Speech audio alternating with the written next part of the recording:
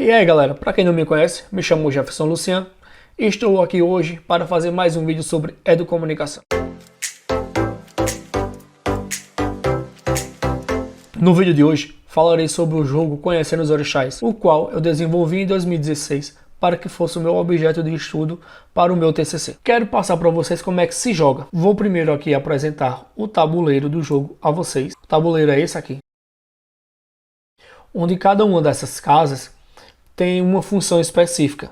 E direi agora para vocês a função de cada uma dessas casas. As casas de cor amarela são as casas nas quais toda vez que um jogador chegar nela, uma carta será sorteada do montante para que seja apresentado ou um orixá ou uma carta com relação a Umbanda, ao Candomblé, a capoeira, ou uma carta bônus, ou também uma questão da explicação sobre o que é macumba. As casas de cor azul são casas bônus, nas quais todo jogador que cai naquela casa ganhará 2 pontos. As casas nas quais tem um destaque com um rosto feminino, um rosto masculino, da qual representa o povo negro, são as casas estratégicas.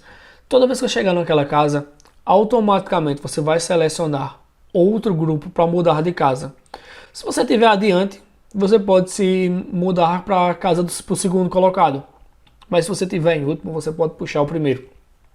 Fica a critério do jogador essa mudança de casa. As casas na cor verde também são casas de bonificação, porém, ao contrário da azul, a casa verde só lhe adiciona 1 ponto. As casas de cor vermelha são de punição.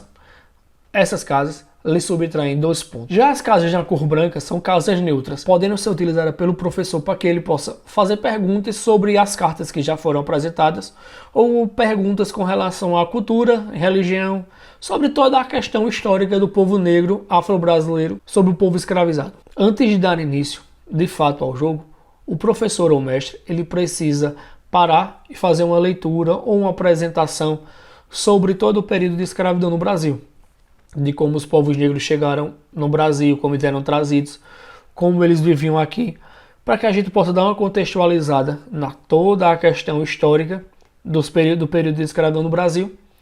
Com isso, a gente vai e dá início ao jogo.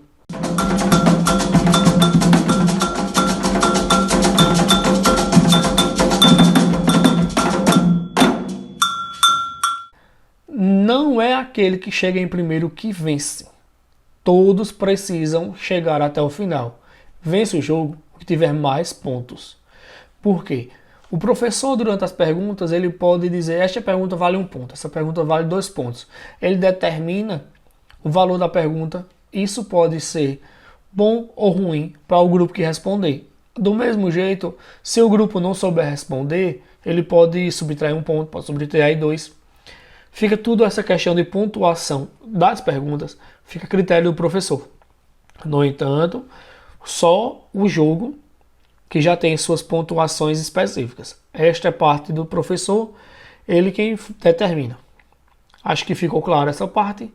A gente segue, chegando no final, a gente que chegou em primeiro, espero os demais grupos chegarem até o final.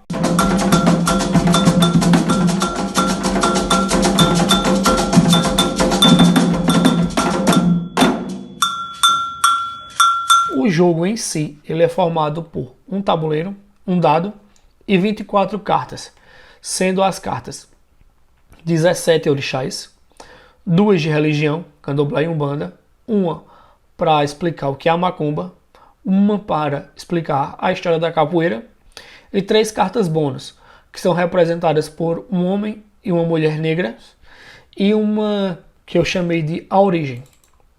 Por quê? Esta carta é um bônus para aqueles que acertarem ao menos uma pergunta realizada pelo professor sobre o jogo. Quando essa carta aparecer durante todo o percurso, o professor vai ter que ministrar uma pergunta. Aí fica a critério dele o tipo de pergunta, desde que seja relacionado ao jogo. Caso o grupo acerte, automaticamente ele ganha 2 pontos. No entanto, eu deixo essa regra a critério do professor. Se o grupo não souber, ele pode deixar aberta a pergunta para os demais grupos. Mas quem acertar a resposta ganha 2 pontos.